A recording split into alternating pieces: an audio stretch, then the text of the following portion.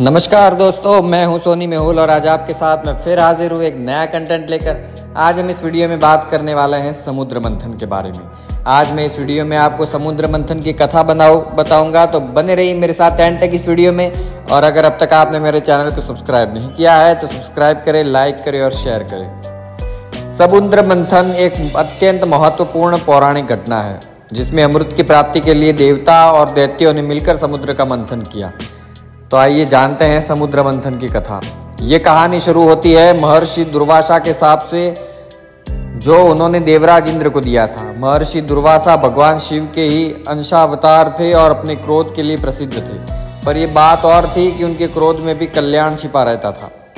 एक बार दुर्वासा मुनि पृथ्वी पर विचरण कर रहे थे। घूमते घूमते उन्होंने एक विद्याधरी के हाथों में संतानक पुष्पों की एक दिव्य माला देखी। उस दिव्य माला की सुगंध से वो वन सुवासित हो रहा था। तब उन्मत्त वृत्ति वाले दुर्वासा जी ने वो सुंदर माला देखकर उसे उस विद्याधर सुंदरी से मांगा। उनके मांगने पर उस विद्याधरी ने उन्हें आदरपूर्वक प्रणाम करके वो माला दे दी और दुर्वासा मुनि ने उस माला को अपने मस्तिष्क पर डाल दिया और पृथ्वी पर विचरने लगे। इसी समय उन्होंने ऐरावत पर विराजमान देवराज इंद्र को देवताओं के साथ आते देखा। उन्हें देखकर दुर्वासा मुनि ने मत वाले भौरों से गुंजायमान वो माला अपने सिर पर से उतारकर देवराज इंद्र के ऊपर फेंकी। देवराज ने उसे लेकर ऐरावत के मस्तिष्क पर डाल दी और उस समय वो माला ऐसी सुशोभित हुई जैसे कैलाश पर्वत के शिखर पर श्री गंगा जी विराजमान हो। उस मदोन्मत्त हाथी ने भी उसकी सुगंध से आकर्षित होकर अपनी सूंड से सूंघकर भूमि पर फेंक दिया। और ये देखकर दुर्वासा मुनि अत्यंत क्रोधित हुए और देवराज इंद्र से बोले। दुर्वासा जी ने कहा, अरे ऐश्वर्य के मद से दूषित चित इंद्र, तू बड़ा ढीठ है। तूने मेरी दी हुई इतनी सुंदर माला का कुछ भी आदर नहीं किया, इसलिए तेरा त्रिलोकी का वैभव नष्ट हो जाएगा। इंद्र, निश्चित ही तू मुझे और मुनियों के समान ही समझता है, इसलिए तूने हमारा इस प्रकार अपमान किया। मेरी दी हुई माला को पृथ्वी पर फेंका है, इसलिए तेरा ये त्रिभुवन भी शीघ्र ही श्रीहीन हो जाएगा। ये सुनकर इंद्र ने तुरंत ऐरावत हाथी से उतरकर निष्पाप दुर्वासा जी को ने विनय करके प्रसन्न किया। तब इंद्र द्वारा प्रणाम आदि करने से प्रसन्न होकर दुर्वासा जी ने कहा, इंद्र, मैं कृपालु चित्त नहीं हूँ, मेरे अंतःकरण में क्षमा को स्थान नहीं है, तो बार बार उन्होंने विनय करने का ढोंग क्यों करता है? मैं क्षमा नहीं कर सकता। इसी प्रकार कहकर दुर्वासा जी वहां से चल दिए और इंद्र भी ऐरावत पर चढ़कर अमरावती चले गए। तभी से इंद्र सहित तीनों लोग वृक्ष लता आदि के क्षीण हो जाने से श्रीहीन और नष्ट होने लगे। यज्ञों का होना बंद हो गया। तपस्वियों ने तप करना छोड़ दिया और लोगों की दान धर्म में रुचि नहीं रही। इस प्रकार त्रिलोकी के श्रीहीन और सामर्थ्यहीन हो जाने पर दैत्यों ने देवताओं पर चढ़ाई की और दोनों पक्षों में घोर युद्ध ठना। अंत में दैत्यों द्वारा देवता लोग पराजित हुए। दैत्यों द्वारा पराजित होकर देवतागण ब्रह्मा जी की शरण में गए और देवताओं से सारा वृत्तांत सुनकर ब्रह्मा जी ने कहा, हे देवगण, तुम लोग भगवान विष्णु की शरण में जाओ, वे अवश्य तुम्हारा मंगल करेंगे। सभी देवताओं से इस प्रकार कहकर ब्रह्मा जी उनके साथ विष्णु लोक गए। वहां पहुंचकर सबने अनेकों प्रकार से भगवान विष्णु की स्तुति की और उनकी स्तुति से प्रसन्न होकर भगवान विष्णु ने देवताओं से उनके आने का कारण पूछा। देवता बोले, हे विष्णु, हम दैत्यों से परास्त होकर आपकी शरण में आए हैं। हे देव, आप हम पर प्रसन्न होइए और अपने तेज से हमें सशक्त कीजिए। भगवान विष्णु बोले, हे देवगण, मैं तुम्हारे तेज को फिर बढ़ाऊंगा। तुम लोग इस समय मैं जो कहता हूँ वो कुछ करो। तुम दैत्यों के साथ संपूर्ण औषधियाँ लाकर क्षीर सागर में डालो और मंदराचल पर्वत को मथनी और नागराज वासुकी को नेति बनाकर उसे दैत्य और दानवों सहित मेरी सहायता से मथ कर अमृत निकालो। तुम लोग साम नीति का अवलंबन लेकर दैत्यों से कहो कि इस काम में सहायता करने से आप लोग भी इसके फल में समान भाग पाएंगे। समुद्र मंथन से जो अमृत निकलेगा उसका पान करने से तुम सबल और अमर हो जाओगे। हे देवगण, तुम्हारे लिए मैं ऐसी युक्ति करूंगा जिससे तुम्हारे द्वेषी दैत्यों को अमृत नहीं मिल पाएगा और उनके हिस्से में केवल समुद्र मंथन का क्लेश ही आएगा। ये सुनकर देवगण अत्यंत प्रसन्न हुए और समुद्र मंथन की व्यवस्था में लग गए। सबसे पहले उन्होंने असुरों को इस कार्य में सहायता करने के लिए राजी किया। अमृत पाने के लालच में असुर सहायता के लिए तैयार हो गए और देव, दानव और दैत्यों ने अनेक प्रकार की औषधियां लाकर क्षीर सागर के एक जेल में डाला। जल में उन्होंने डाल दिया।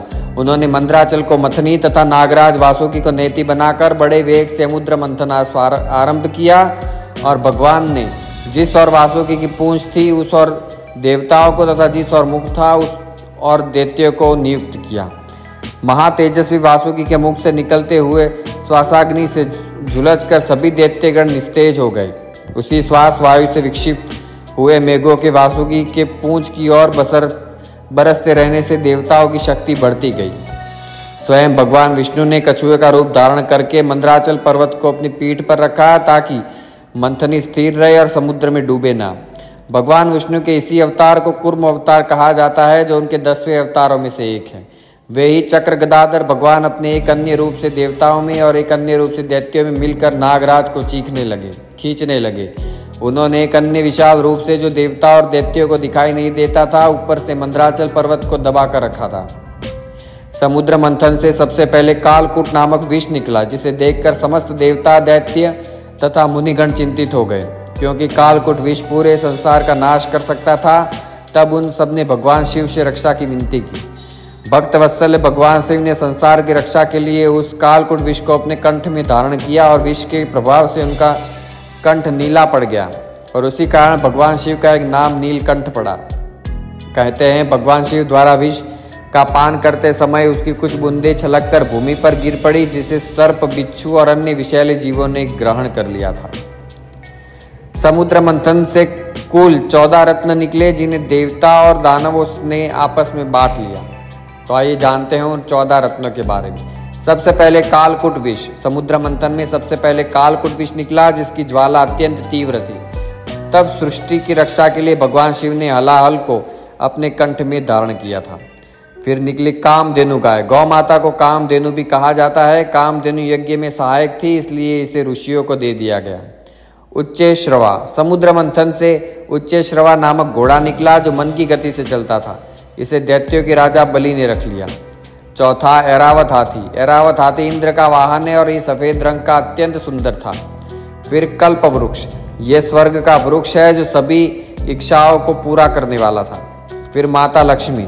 समस्त प्रकार के सुख, समृद्धि और सौभाग्य देने वाली माता लक्ष्मी का प्रादुर्भाव भी समुद्र मंथन से ही हुआ था। उन्होंने भगवान विष्णु का वर्णन किया।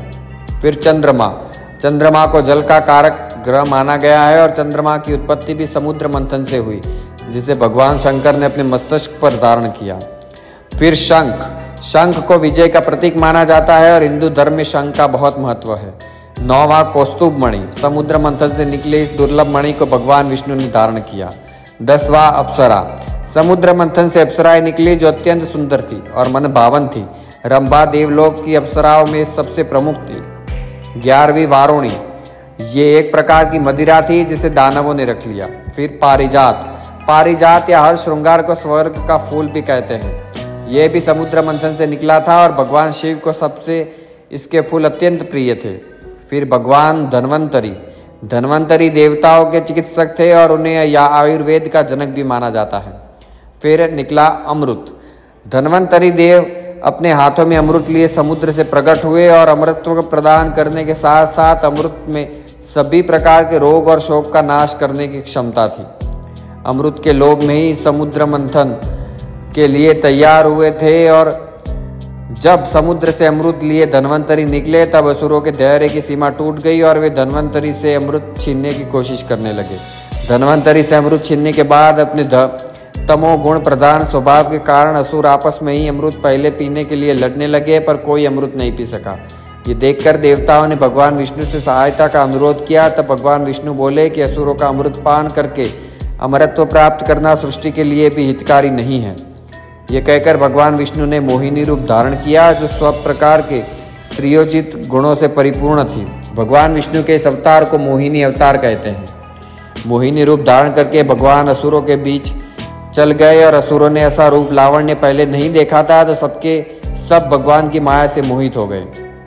तब मोहिनी ने कहा कि आप सब लोग व्यर्थ ही झगड़ रहे हैं। मैं इस अमृत को देवता और दैत्यों में बराबर बांट देती हूँ। इस प्रकार उन्होंने 2 पंक्ति बनवाई, पहली दैत्यों की और दूसरी देवताओं की, और छल से अमृत सिर्फ देवताओं को ही पिलाने लगी। मोहिनी के आकर्षण में मोहित दैत्य से समझ नहीं पाए और राहु नामक दैत्य इस चाल को समझ गया और वेश बदलकर देवताओं की पंक्ति में बैठ गया और अमृत पान कर लिया। वो अमृत उसके कंठ तक ही पहुंचा था कि देवताओं की कल्याण भावना से प्रेरित होकर चंद्रमा और सूर्य ने उसके भेद को प्रकट कर दिया। जैसे ही भगवान विष्णु को इस बात का पता चला, उन्होंने सुदर्शन चक्र से राहु का सिर धड़ से अलग कर दिया, पर अमृतपान के कारण राहु के शरीर के दोनों ही भाग जीवित रह गए। सिर वाला भाग राहु और धड़ वाला भाग केतु कहलाया। ये दोनों छाया ग्रह है। ज्योतिष में इनका बहुत महत्व है और ये दोनों छाया ग्रह अन्य नव ग्रहों पर विशेष प्रभाव डालते हैं। तभी से राहु के उस मुख से चंद्रमा और सूर्य के साथ अटूट वैर निश्चित कर दिया, जो आज भी उन्हें पीड़ा पहुंचाता है। अमृत का पान करके देवताओं की शक्ति फिर से बढ़ गई और उन्होंने दैत्यों पर आक्रमण करके उन्हें पराजित कर दिया और स्वर्ग पर राज कर लिया। समुद्र मंथन की कथा के साथ सभी प्रकार के सौभाग्य देने वाली माता लक्ष्मी का भी जन्म हुआ। जो मनुष्य लक्ष्मी जी के जन्म की इस कथा को सुनाता या पढ़ता है, उस पर माता लक्ष्मी की कृपा रहती है। तो दोस्तों, आज हमने इस वीडियो में बात की समुद्र मंथन के बारे में। तो मुझे उम्मीद है ये वीडियो बहुत पसंद आया होगा। तो लाइक, शेयर और सब्सक्राइब जरूर करें। मिलते हैं नए वीडियो के साथ।